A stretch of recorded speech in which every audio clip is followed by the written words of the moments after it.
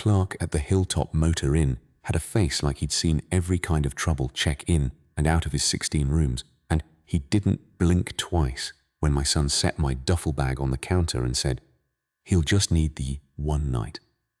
I stood by the door with Carol's apron folded over my arm. I don't know why I grabbed it off the hook in the truck before Dale could pull away. My hands just did it. "You sure about this, Dad?" Dale asked, like I was the one who'd suggested it.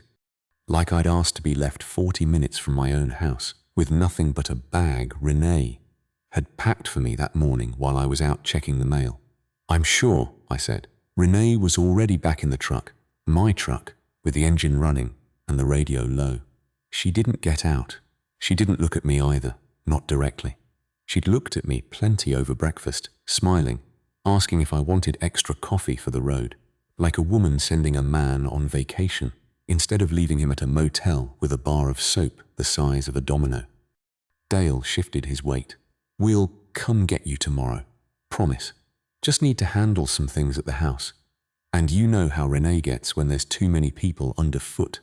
Too many people in a house I'd put the down payment on 22 years ago, back when Dale was still failing algebra and Carol was teaching him to drive in the church parking lot.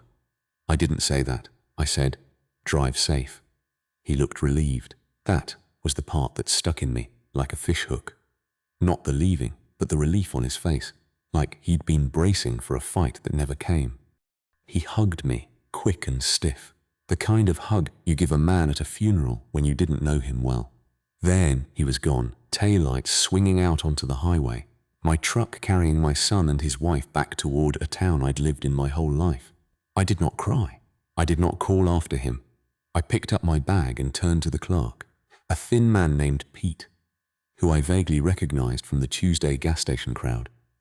The kind of regular customer who buys a coffee and a scratch ticket and says nothing else. "Before I sign anything," I said, "can I ask you something?" Pete looked up from the registration card. "Sure. Has anybody called here in the last few days asking about a Walter Doss? Maybe asking if I'd checked in, or might be checking in?" He frowned, thought about it the way a man thinks when he's trying to remember if Tuesday was the day the ice machine broke or the day before. "Matter of fact, yeah. Young woman called Thursday. Asked if we had vacancy for one night, this Friday. Paid over the phone with a card. Said the guest's name might be Walter Doss, might be under a different name. She wasn't sure which one I'd see on his ID. Thursday. 2 days before Dale ever mentioned a drive. She say anything else? Just that it'd be one night, paid in full. Said not to expect an extension. Pete slid the card toward me. "You want me to put you down as one night, or were you thinking longer?" I looked at the card. At the little box where it asked for a forwarding address, like I might need one. "Better make it 2, I said. "I've got a few things to sort out." Pete didn't ask what kind of things. Men who run motels off the interstate learn not to ask. I carried my bag down to room 6, set it on the bed that smelled like carpet cleaner and old cigarettes from 20 years before the smoking ban, and I hung Carol's apron over the back of the one chair by the window. Then I sat down across from it and looked at that apron a good long while. The faded blue checkered cotton, the little burn mark near the pocket from the summer she made jam too close to the stove. A man who gives everything away still owns what they can't see, she used to tell folks who tried to talk her down on a trade in price at the store. She'd say it smiling, like it was just a saying, but she meant it the way some people mean a verse from scripture. I thought about that for a long while in that motel chair. Then I picked up the phone on the nightstand, the kind with a curled cord, the kind nobody under 40 would recognize anymore. And I dialed a number I still knew by heart, even though I hadn't called it in a year. It rang twice. "Doss Farm Supply," Earl said, the way he'd answered that phone for 31 years. "Earl," I said, "it's Walter. I need you to do something for me, and I need you not to ask why just yet." There was a pause on the other end, the kind of pause a man gives when he already half suspects the answer isn't going to be simple. "Where are you, Walter?" "Hilltop Motor Inn," I said, "off Route 9. Another pause, longer this time. "Dale do this?" I looked at the apron on the chair, at the burn mark shaped almost like a teardrop, and I thought about how calm I felt calmer than I had any right to feel, and how that calm wasn't peace. It was the kind of stillness a man holds onto right before he finds out exactly how deep a thing goes. "Earl," I said, "I need you to pull the file on the building, the trust file, the one in the bottom drawer of the office safe." "I know the one," he said slowly. "What am I looking for?" "I don't know yet," I said. "But somebody's been asking about me by name since Thursday, and my son didn't think to mention it. 72 hours earlier, I was standing at my own kitchen counter slicing tomatoes for a dinner Renee had insisted on hosting at my house instead of theirs, which should have told me something right there. Renee never hosted at my house. She liked her own kitchen, her own lighting, her own way of arranging the napkins in a fan instead of a fold. "It's just easier, Walter," she'd said on the phone that morning, her voice doing that bright, careful thing it did when she wanted something. Dale's been so stressed with the dealership stuff, and I thought it'd be nice for him to relax somewhere familiar. The dealership stuff. That was the polite name for it. Dale had sunk 3 years and most of his savings into a used truck lot off Route 60, the kind of business that looks easy from the outside and eats a man alive from the inside. I'd warned him, gently, the way a father warns a grown son he can't actually stop. He hadn't listened. Men rarely listen to fathers who once ran a store with a tin of biscuit recipes on the counter instead of a financial advisor. Dale showed up at 6, alone, said Renee was bringing the pie. He looked thinner than I remembered, the kind of thin that comes from worry instead of exercise. "Smells good, Dad," he said, peering into the pot of beans on the stove, like he was 12 years old again, and hungry for something simpler than what was actually on his plate. We ate at the kitchen table, the same table Carol and I bought second-hand the year Dale was born, the one with the water ring near the edge that none of us ever bothered to sand out. Renee arrived halfway through with a store-bought pie, which was unusual for her. She was a woman who prided herself on never bringing anything bought to a family meal. "Traffic," she said, setting it down. "You wouldn't believe the traffic." I believed her about as much as I believed the pie was homemade. The recipe tin sat on the counter behind her, the same tin it had sat in for 40 years, Carol's handwriting curling across index cards inside it. Biscuits gravy, the blackberry cobbler Dale used to beg for on his birthday. Nobody mentioned it. Nobody ever did anymore. It had become furniture, the way grief does, if you let it sit long enough in one place. "Dad," Dale said, somewhere between the beans and the pie, "we wanted to talk to you about something." Here it comes, I thought, though I didn't know yet what it was. "You know I've had some trouble with the lot," he said. "And I know you've got the store building still sitting there, mostly empty, since you retired. Earl runs the front, but it's not exactly turning a profit the way it used to." "It does fine," I said. "It does fine for what it is," Renee said gently, the way a woman corrects a man she's decided needs correcting. "But Dale's been talking to a friend who does commercial real estate, and that building, Walter, is worth a lot more empty and sold than it is sitting there half used as a hardware store nobody under 60 walks into." I set my fork down. "That building was your mother's idea before it was mine," I said to Dale. "She picked the brick. She picked the sign color. She used to. A store like that wasn't really about nails and feed. It was about giving the town somewhere to come ask a question and get an honest answer." Dale's jaw tightened just slightly. "I know, Dad. I'm not trying to disrespect Mom's memory. I'm trying to keep my family from losing our house. That landed the way he meant it to land." I felt it in my chest, the old reflex of a father who would rather give up his own roof than watch his son lose his. "What exactly are you asking me?" I said. Renee answered before Dale could. "We're not asking you for anything tonight. We just wanted you to know what's on the table. There's some paperwork, estate planning, really. Just making sure everything's clear for the future. And we thought it might be good to look it over together sometime soon." No pressure. No pressure. I'd run a hardware store counter for 38 years. I knew the sound of a man trying to sell me something I hadn't asked for. "I signed some papers with you in the spring," I said slowly. The ones about the will and the medical directive." "Right," Dale said, a little too quickly. "This is just an update to some of that." "Nothing major. I looked at him, a long moment. Dale had Carol's eyes, soft brown, the kind that gave away more than he meant them to.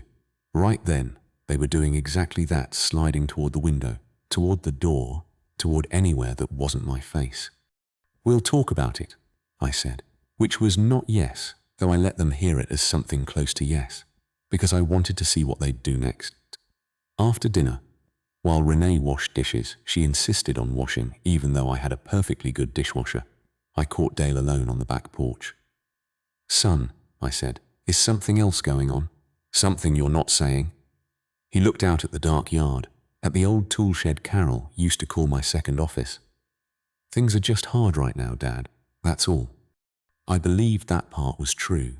I just didn't believe it was all. I thought about the trust then, the one I'd set up 6 years before Carol passed.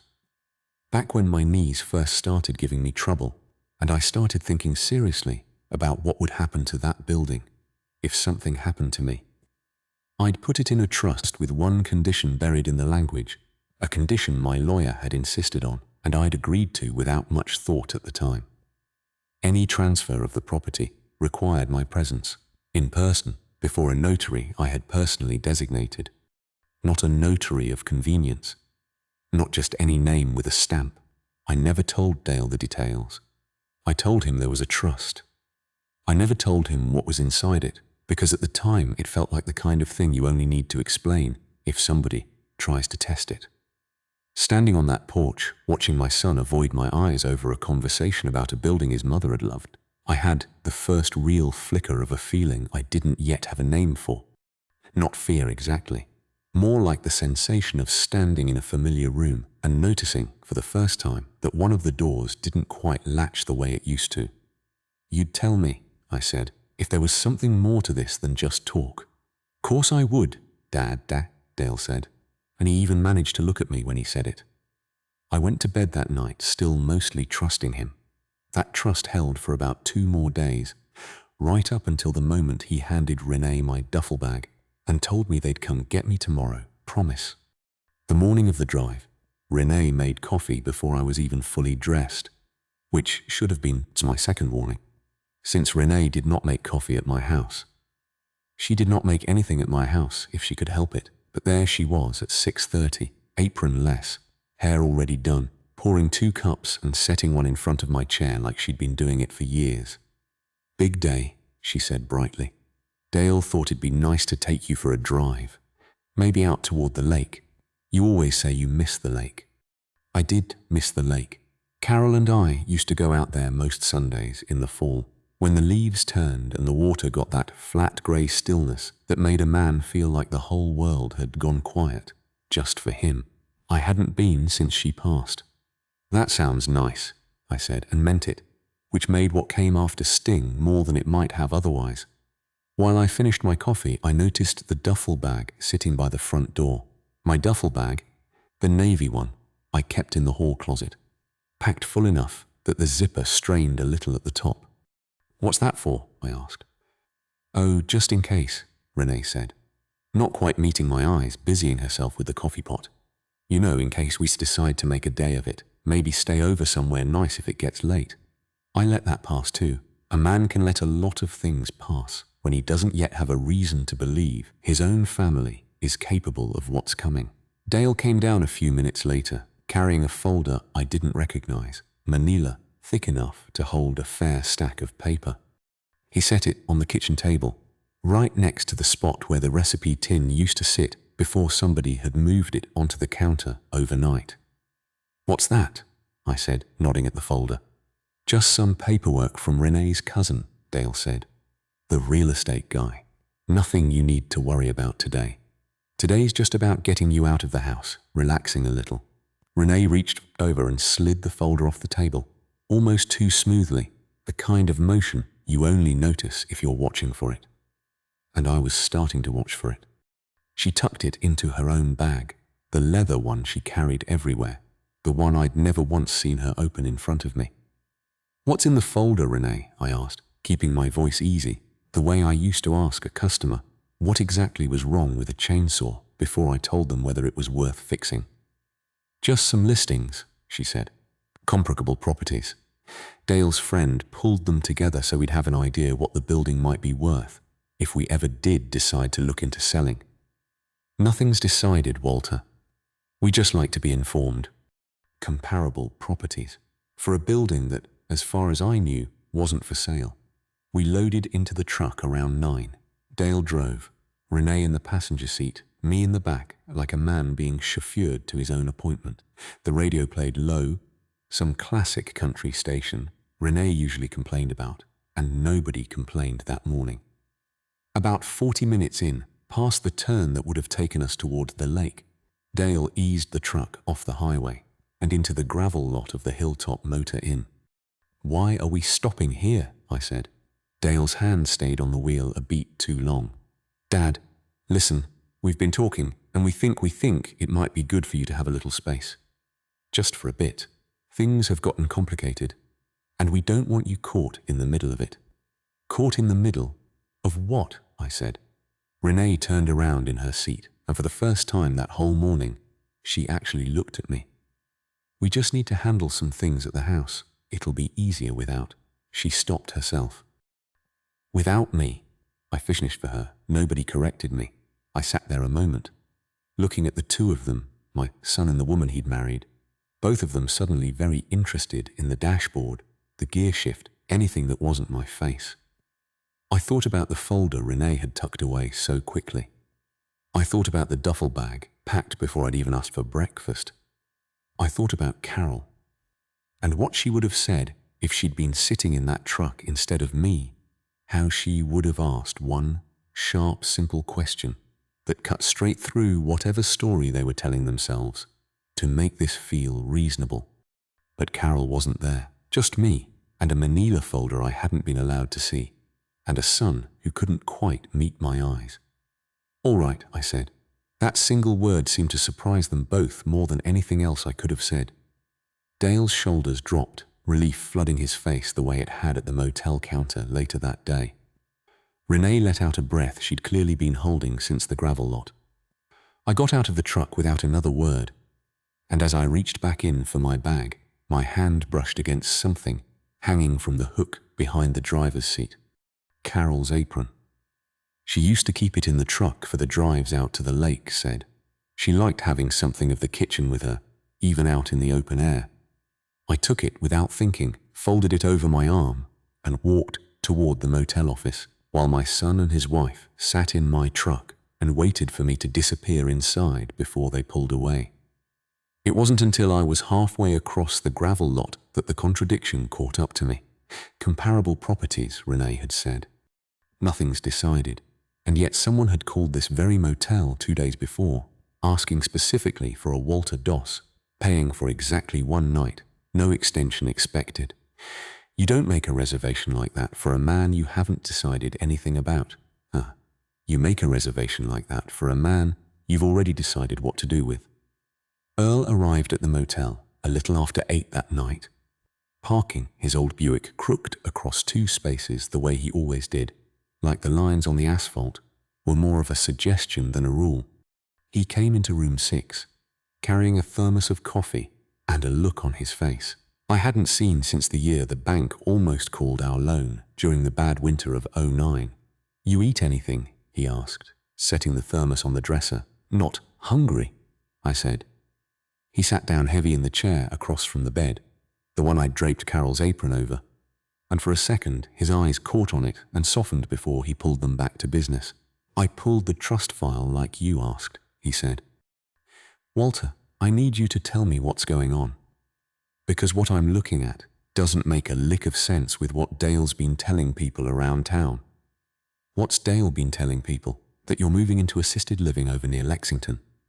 That it was your idea? That the store building's going up for sale because you wanted it that way? Something about not wanting Carol's place sitting empty after you're gone?" Earl shook his head. "I had 3 customers ask me about it just this week. I told them I hadn't heard a thing, which was true, until you called me from a motel room tonight. I sat with that a moment. Assisted living, my idea. A story tidy enough to explain away an old man's sudden absence from his own town. I never said any of that," I said. "I know you didn't," Earl said. That's why I'm here instead of asleep. I told him about the dinner 3 nights before, the folder Renee had tucked away too quickly, the duffel bag packed before I'd even finished my coffee, the drive that ended 40 minutes short of the lake. Earl listened without interrupting. The way he'd always listened to customers, explain what was wrong with their tractors before he told them what he actually thought was broken. There's something else, he said when I finished. A man called the store Thursday afternoon. Said he was with a title company over in Pikeville. Asked to confirm some details on a property transfer he had paperwork for. Building on Main Street, owner of record Walter Doss. Asked when would be a good time for the owner to come in and finalize. I haven't been to any title company, I said. I know that too, Earl said. I told him I'd have to check and call him back. And then I hung up and sat in the back office for about 20 minutes, trying to figure out what in the hell was going on, because as far as I knew, you hadn't said one word to me about selling that building. Thursday. The same day Renee called this motel and paid for 1 night. I felt something settle in my chest, not shock exactly, more like the quiet click of a lock turning over, confirming a fear I'd been carrying since the gravel lot that morning, without quite letting myself name it. Earl, I said, I need you to open the trust file. Read me exactly what it says about transfer of the property. He pulled a folded set of papers from his jacket pocket. The kind of papers a man carries when he already half suspects he'll need them before the night is over. He read slow, the way he read everything, like words deserved more patience than most people gave them. Any transfer, sale, or encumbrance of the property described herein requires the personal presence of the grantor, Walter E. Doss, before a notary public specifically designated in writing by the grantor, said designation to be filed with this trust and updated only by the grantor himself. Earl looked up. You remember who you designated? Pearl Tackett, I said. Notary over at the credit union. Known her 30 years. Carol used to do her hair.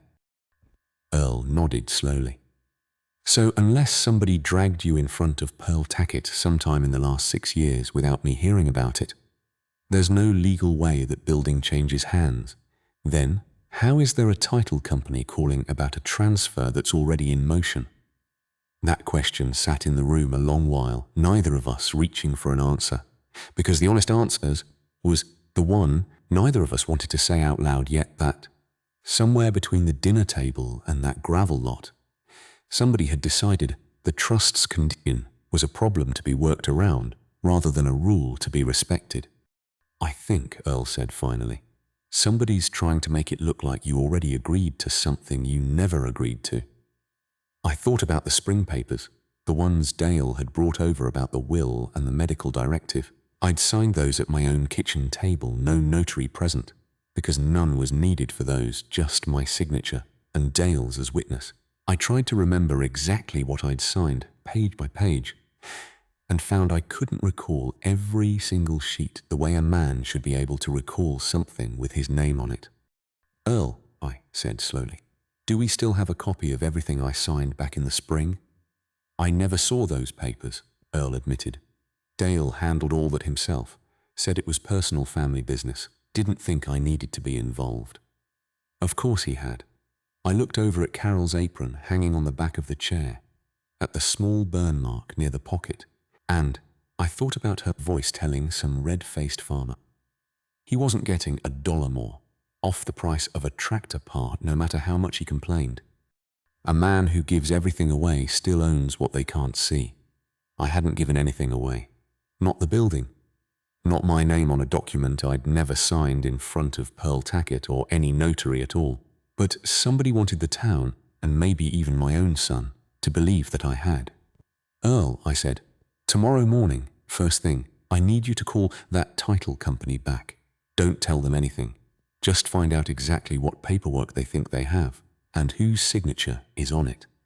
He nodded, already reaching for the thermos to pour us both a cup, because it was clear neither one of us was sleeping much that night. And Walter, he said, pausing with the thermos lid in his hand, whatever's on that paperwork, if it's got your name on it, and you didn't put it there, that's not a misunderstanding anymore. That's somebody choosing to do something they knew you'd never agree to. I didn't answer right away. I just looked at that apron, at the burn shaped like a teardrop, and let the quiet of the motel room hold the weight of what we both already suspected but couldn't yet prove. Earl called the title company a little after 9 the next morning, and by 9:40 he was back at the motel with a manila envelope of his own, thinner than Renee's but heavier in every way that mattered. They faxed it over, he said, setting the envelope on the bed instead of the dresser, like he wanted to put it somewhere he could watch it. Took some talking. I told them I was your attorney's office assistant, confirming details before the closing, which wasn't exactly a lie, since I do half the paperwork around here anyway. I opened the envelope with hands that felt steadier than I expected. Inside was a single page, a quitclaim deed, my name printed at the top in the careful formal language lawyers use, and below it a signature. My signature, Walter E. Doss, in the same loose slanted hand I'd used my whole adult life, the same way I signed receipts and birthday cards, and the back of Carol's casket flowers card 3 years before. Except I had never signed this. That's not from the Springs papers, Earl said quietly, watching my face. Look at the date. I looked. The date on the quitclaim was from 8 months ago, well before Dale's dinner table announcement about estate planning, well before any folder Renee tried to hide. 8 months ago, I wasn't signing any deed, I said. 8 months ago, I was helping Earl restock fence posts for the spring rush. I remember, Earl said. I was there. I stared at the signature a long while, the particular slant of the W, the way I crossed my S, a certain old-fashioned way Carol used to tease me about. It looked like mine. It looked enough like mine to fool a stranger, maybe even a notary who didn't know me well. But I knew exactly when I'd signed my name that particular way, with that particular flourish on the final S, because I only did it on one kind of document anymore. Earl, I said slowly, get me my license renewal file, the hunting license from 2 years back. He didn't ask why. He drove the 40 minutes back into town and returned an hour later with a thin folder from my own filing cabinet, the one I kept in the hall closet of the house I no longer had keys to. Inside was the renewal form for my hunting license, the kind the county still required in person every few years, even though everything else had gone digital. At the bottom of that 2-year-old form was my signature, the same loose slant, the same old-fashioned crossed S. But more than that there, beneath my actual signature, was a second blank line. A duplicate signature line the county clerk's office had always included for spousal co-signature on joint hunting permits. A line Carol and I had never used because she'd never once wanted to go hunting with me, said she'd rather shoot a man with a look than a deer with a rifle. That blank second line on the bottom of a form from 2 years ago had never been filled in, until now, apparently, on a different piece of paper entirely. I held the renewal form next to the quitclaim deed, side by side on the motel bedspread, and the truth of it sat up plain as daylight.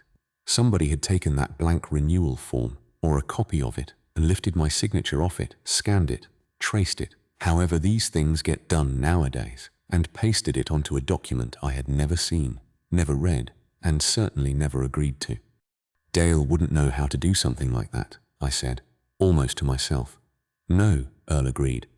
But Renee's cousin does real estate professionally. Man like that knows people, knows software, knows how a deed gets filed without anybody asking too many hard questions, especially if the seller's an old man nobody expects to come checking.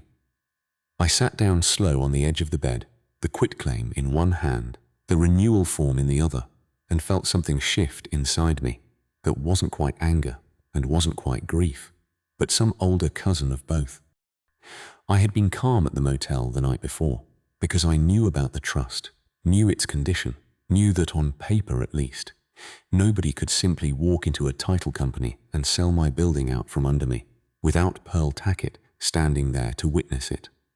What I hadn't known, what I could not have known sitting calm in that gravel lot, was how far somebody had already gone to make it look like I'd agreed to skip Pearl Tackett entirely. They hadn't tried to convince me. They hadn't needed to. They'd simply built a paper version of me that said yes. while the real one sat at a motel 40 minutes away, eating gas station sandwiches and waiting on a phone call that never came. "There's more," Earl said, and his voice had gone careful in a way that told me whatever came next would hurt worse than the forged signature itself. "The title company said the closing's already scheduled.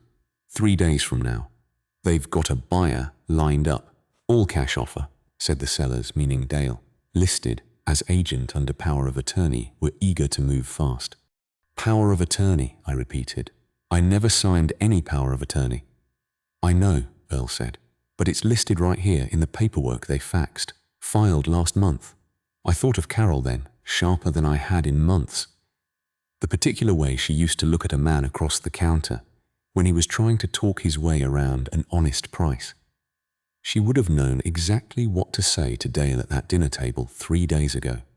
She would have asked him one plain question and watched his whole story collapse before the pie was even cut. But she wasn't here to ask it, so I would have to be the one to ask it instead, not at a dinner table, not at a motel, but somewhere with a notary stamp and a closing officer, and enough daylight that nobody in that room could pretend. Afterward, they hadn't seen exactly what I held in my hand. "Earl," I said, folding both papers carefully back into the envelope. "When's the last time you talked to Pearl Tackett?" "Couple weeks ago." "Why?" "Because in 3 days," I said, "I'm going to need her standing in a room with me, and I want her to bring every piece of identification verification training the credit union ever gave her. Because somebody's about to find out exactly what it costs to forge a dead woman's husband's name." Dale called the motel room phone on the second night, which surprised me some, since he hadn't bothered to call the first. "Dad," he said, and there was something almost cheerful in his voice. The particular cheer of a man who believes the hardest part of a thing is already behind him. "How are you holding up out there?" "Fine," I said. "Bed's a little firm. We'll get you settled somewhere better soon," he said. "Renee's looking at a few places. Real nice ones, Dad. Not like a nursing home or anything. More like an apartment with meals included. Folks your age to talk to." I let him talk. I'd learned a long time ago, running that counter, that the fastest way to find out what a man actually believes is to let him keep explaining it past the point where the truth usually starts leaking through the cracks. "That sounds like quite a plan," I said. "It is," Dale said, relief plain in his voice, like he'd expected more resistance and was grateful not to be getting it. "And listen, Dad, I know this has all moved kind of fast, and I want you to know it's not because we don't care. It's because we do. We just think it's time, that's all. Time for things to be simpler. Simpler." I thought of the quitclaim deed sitting in Earl's glove box, my forged name slanted across the bottom of it, and I wondered exactly whose definition of simpler we were using. "You sound like a man who's already made up his mind," I said. "We just want what's best," Dale said, which wasn't really an answer, but I let it go, because pushing too hard right then would have told him I knew more than a man at a motel with a duffel bag had any business knowing. He hung up sounding lighter than I'd heard him sound in over a year. 2 days later, Earl came by the motel with news that confirmed what we'd both started to suspect. Dale and Renee had accepted a buyer's offer on the farm store building. Cash deal, fast closing, the kind of offer that doesn't wait around for due diligence to catch up with the paperwork. The buyer was a regional developer who wanted the lot for a drive-through pharmacy, planned to bulldoze the building entirely. Brick facade Carol had picked out and all. "They're celebrating, Earl," I said, not bothering to hide his disgust. Renee posted something on her page about a fresh start. Dale told the fellas down at the diner the money's going to save the house and the dealership both. I sat with that a long moment, looking out the motel window at the gravel lot, at the highway beyond it carrying cars toward places I used to be able to drive to myself, in my own truck whenever I pleased. "They think it's over." "They think it's over," Earl agreed. "Closing set for Thursday morning, 10 o'clock at the title company office in Pikeville." I called and confirmed it myself this morning, told them. I was double-checking the time for the seller's records. Thursday, 2 days away.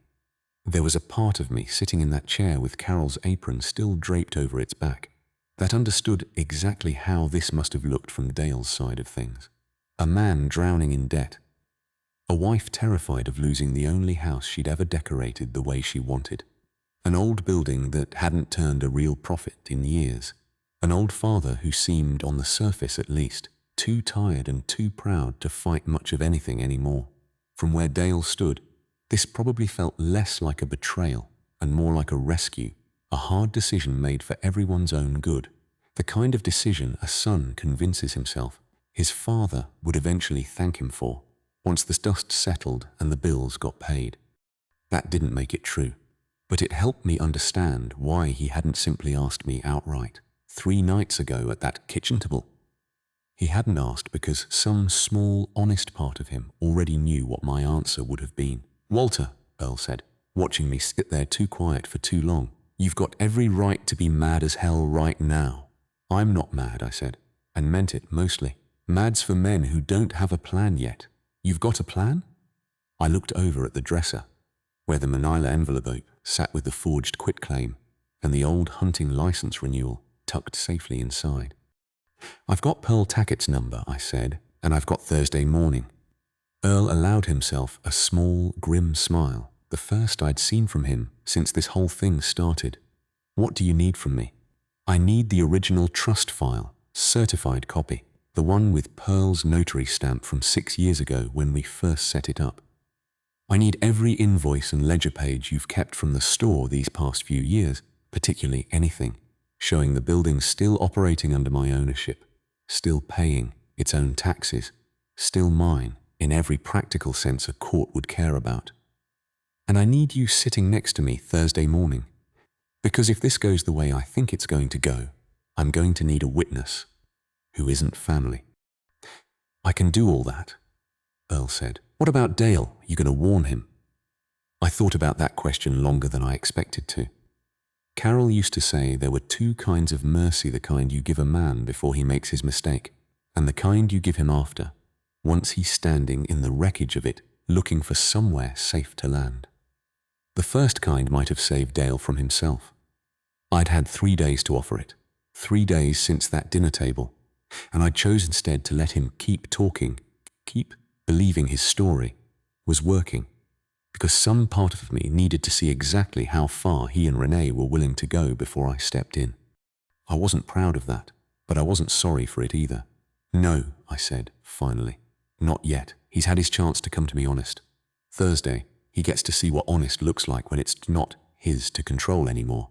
Earl nodded slowly, gathering up his coat, already turning over in his mind. I could tell exactly how he was going to explain all this to Pearl Tackett over the phone that evening. "One more thing," I said as he reached the door. "Bring the recipe tin, the one with Carol's cards in it." Earl paused, hand on the doorknob. "The biscuit tin? Why?" "Because Thursday," I said, "I think it's time that building remembered who it actually belongs to." The title company office in Pikeville smelled like new carpet and burnt coffee, and the conference room they led us into had a long table polished bright enough to throw back the overhead lights. Dale was already there when Earl and I walked in, sitting beside Renee, both of them dressed like they were headed somewhere important after. Dale in a tie I hadn't seen since Carol's funeral, Renee in a blazer the color of money. His face did something complicated when he saw me. Surprise first, then confusion, then something that tried hard to land on pleasure and didn't quite make it. "Dad," he said, half rising, "I didn't know you were coming. This is great. Actually, you can be here when it's finalized."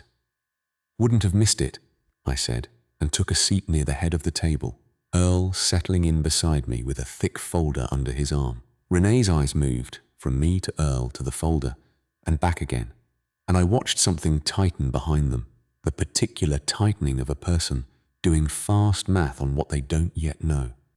The closing officer, a young woman named Ms. Hartley, with a laptop and a stack of documents thick as a phone book, started running through the preliminaries, the way these things always start names.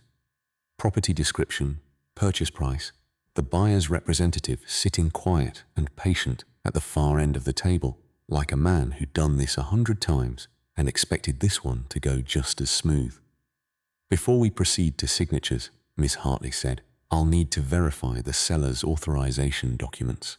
We have the power of attorney on file for Mr. Dale Doss, and the quitclaim deed from Mr. Walter Doss dated." "Excuse me," I said. Every head at the table turned toward me. "That deed," I said. "I never signed it." The silence that followed had a particular texture to it, the kind of silence that comes right before a room understands it's about to change shape entirely. Dale's face went through several things in quick succession: confusion, denial, and then, underneath it, something that looked almost like relief. The relief of a man who's been waiting a long time for someone to finally say out loud the thing he's been pretending not to know. "Dad, what are you talking about? You signed everything back in the spring." "I signed a will update and a medical directive in the spring," I said. "At my own kitchen table, with you as witness. I never signed any quitclaim deed, and I have never once in my life been in the same room as a notary for any document related to that building, except for Pearl Tackett 6 years ago when we set up the trust." "The trust?" Renee repeated, and I watched her say it like the word itself had teeth. Earl opened the folder and slid 2 documents across the polished table: the original trust paperwork, certified, Pearl's notary stamp clear and dated, and beside it, the quitclaim deed Earl had pulled from the title company's own file 3 days before. "I'd like to point something out," I said, "if Miss Hartley doesn't mind." Miss Hartley, to her credit, looked more curious than alarmed. "Go ahead, Mr. Doss." I laid the hunting license renewal beside the quitclaim, the 2 signatures side by side under the conference room lights. "Look at the S at the end of my name, the way it curls back on itself at the bottom. I only sign it that particular way on county forms, habit from years of renewing hunting licenses with my father, who taught me to write it that way as a boy. Every other document I sign, the S comes up straight." I tapped the quitclaim. "This S curls, same as the hunting license. Whoever made this deed didn't forge my handwriting from scratch. They lifted it from this form." Miss Hartley leaned forward, studying both signatures with the particular intensity of a woman whose entire job depended on catching exactly this kind of thing. She picked up a magnifying loupe from her supply tray, the kind I imagine she used more often than people realized, and bent low over the page. "The pressure pattern's identical," she murmured, almost to herself. "Same stroke width variance, same exact placement of the loop." She looked up, and whatever professional neutrality she'd been holding on to had thinned considerably. "Mr. Doss, this signature appears to be a digital trace, not an original hand signature. I'd need to send this for formal forensic verification, but I have serious concerns about authenticating this document for closing." "That's insane," Dale said, and his voice cracked slightly on the word, the first real crack I'd heard in him since this whole thing started. "Dad, why would you do this? Why would you let it get this far? Why would I do this?" I kept my voice level, the way I used to keep it level with an angry customer who'd brought back a broken tool and wanted somebody else to blame for using it wrong.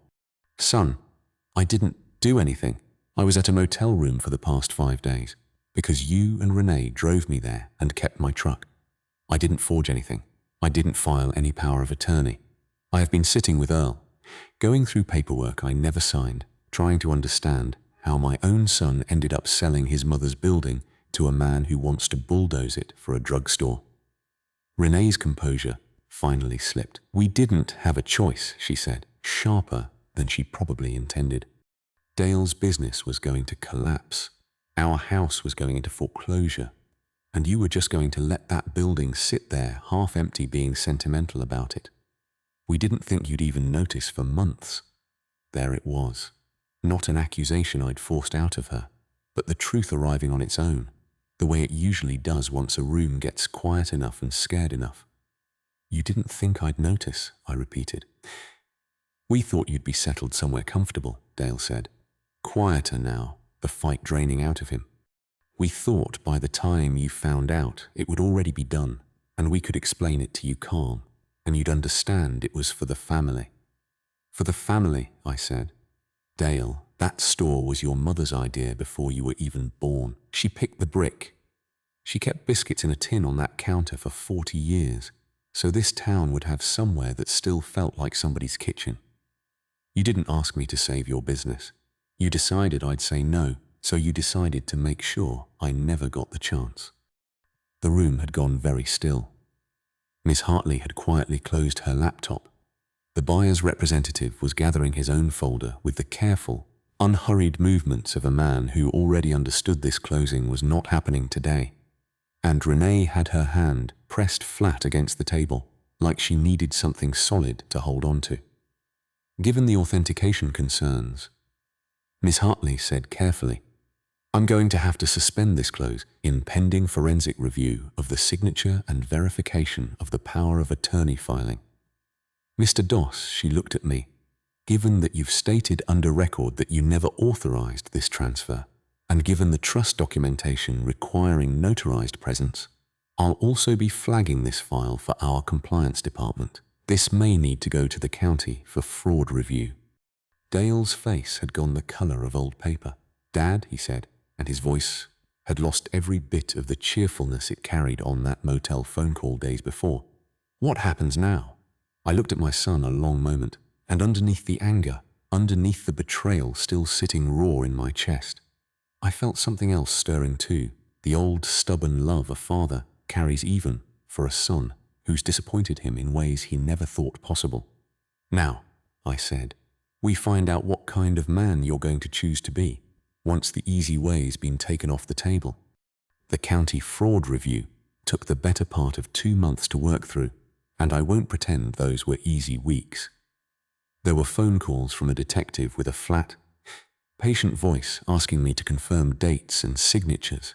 Over and over, an attorney Earl found for me who specialized in elder fraud, and shook her head more than once at the particular cruelty of what had been attempted, and a long afternoon at the bank, where they froze the account Dale had opened in anticipation of the sale proceeds, the one Renee had already started planning a kitchen renovation around. I never pressed for charges to go all the way through.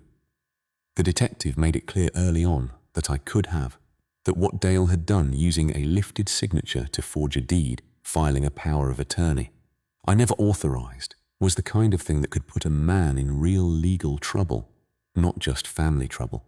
The trust's condition had done exactly what I'd built it to do 6 years before, without ever imagining I'd need it against my own son. It had stopped the sale cold, the moment it met a notary careful enough to look twice. But stopping the sale was never going to be the same as deciding what came after. I sat with that decision for a long while, in the months that followed, turning it over the way I used to turn over a piece of farm equipment, trying to figure out what was actually broken versus what just looked broken from the outside. Dale had done something I couldn't pretend away, but underneath the forgery, underneath the cowardice of choosing a motel room over an honest conversation, there was still a frightened man who'd convinced himself that protecting his family meant erasing his father from the picture entirely. That wasn't an excuse, it was just the truth of how a desperate man's mind works when he's been drowning long enough. So instead of pressing the fraud charges through to their full weight, I made him a different kind of offer. One I delivered at my own kitchen table. The same table with the water ring near the edge. No folders hidden in anyone's bag this time. "You're going to work the counter," I told him. 6 days a week, starting wage, same as I'd pay anybody walking in off the street. Earl runs the books, same as he always has. You don't touch a single piece of paperwork related to that building without both of us standing right there with you. And you're going to learn, from the ground up, exactly what your mother built before you ever decide again that it's worth less than what somebody else offers for the dirt underneath it. Dale's eyes were wet by the time I finished, and for once I didn't think it was performance. "That's more mercy than I deserve," he said. "Probably," I agreed. "Your mother always said mercy wasn't about what a man deserved. It was about what kind of man you wanted to keep being afterward." Renee didn't take it as well. She and Dale separated about 3 months after the closing fell apart, the house they'd been so desperate to save going up for sale anyway. Though on far more honest terms than the building had nearly gone for. I don't know everything that happened between them, behind closed doors, and I didn't ask. Some doors a father learns to leave shut. It's Sunday morning now, early enough that the light coming through the front window of Doss Farm Supply still has that soft grey colour it gets, before the day decides what kind of day it's going to be. The recipe tin sits open on the counter, same spot it's sat for 40 years. Carol's handwriting curling across the index card I've propped against the register. Dale's in the back, flour up to his elbows, following her biscuit recipe with the careful, slightly panicked attention of a man who knows he's being watched by more than just his father. Earl's out front, sorting fence posts that came in Friday, humming something off-key, the way he always does on Sunday mornings, when the store's quiet and the only customers are the regulars who come more for the conversation than the hardware. I hung Carol's apron back on its hook behind the counter the same week the closing fell through. It still has that burn mark near the pocket, shaped almost like a teardrop, and some mornings I catch myself looking at it the way I used to catch her, glancing at it herself, like it was proof of something, proof that a life spent paying attention to small things eventually adds up to something nobody can sell out from under you, no matter how good they get at forging your name. A man who gives everything away still owns what they can't see. I used to think she meant the store or the trust, or whatever paper trail of conditions and signatures I'd built up over the years to protect what she helped me build. I understand it differently now. She wasn't talking about paperwork at all. She was talking about the things a family carries that never show up on any deed, the recipe in a tin, the apron on a hook, the particular slant of an old man's signature, that no forger, however clever, could ever quite get to mean what it actually means. The bell over the front door chimes, an early customer, stepping in for nails or feed, or just the comfort of somewhere familiar to start a Sunday. Dale calls from the back that the first batch of biscuits is almost ready. I tell him to bring out the good butter, the kind his mother always insisted on. And I go to greet whoever's walked through that door this morning, into a store that was never really for sale, no matter how many papers somebody once tried to make say otherwise.